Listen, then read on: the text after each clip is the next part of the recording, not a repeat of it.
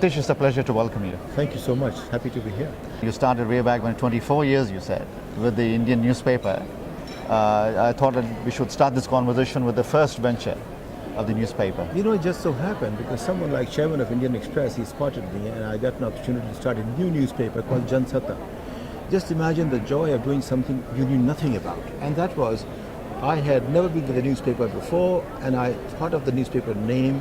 I got the concept right. I created a mock-up paper. I got 70 people hired, and finally, in 180 days, we went from 0 to 100,000, and people told us it has never happened before. So the joy of creating, that bug began there.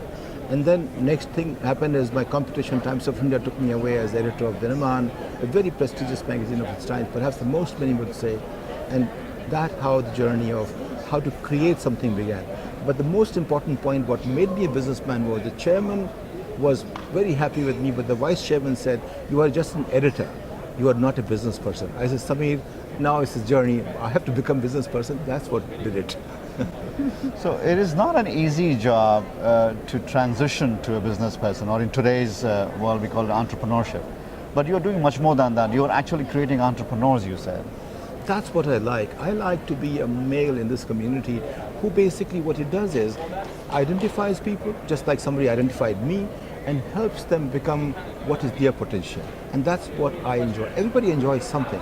And that's what gave me the maximum joy. Rather than take a company to a billion or 10 billion scale, I have helped young entrepreneurs imagine what was not possible and go to that stage. So for instance, when these two kids from IT and IIM came to me and made me chairman of their company, I took 5% stake, gave two other directors 5% each, and took that from $10,000 to a valuation of $500 million in 4 years' time. That is very interesting. So, you know, a few things have happened like that. Not every company goes that way, but all of them are doing good work. They're engaging, they've created new space, they are helping people. Most of them are in education, healthcare, technology for the poor. Some are obviously in the space of technology for the global market. Yes. Earlier you were mentioning about the couple of companies hot in technology that you have funded. As a matter of fact, I would say that emotion mining is something which is very interesting. Based on Stanford research in psychiatry and neuroscience, it allows us to know ourselves. We say that we will take you to the truth, the deeper truth. We always say that what you consciously seek is not what you subconsciously desire, and emotion mining helps you measure where we stand, what really drives us in that sense. It's something state of the art.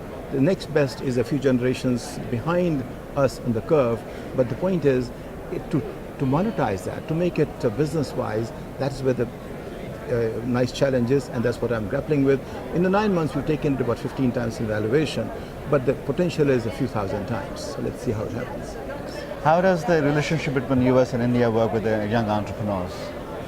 I would say, you know, they're so US focused. They learn from the US and they create a world within India to the extent their ecosystem permits. But all they're learning, they're so glued to the US because of the knowledge base, because of the global web base. Nothing, it doesn't look like it's happening in the US. It seems like they know just as US knows. So the time gap is zero effectively between the two. But to translate that is a functional ecosystem in their own learning. So the gap is there, and they are trying to become as good as everyone else. Aspirations have changed.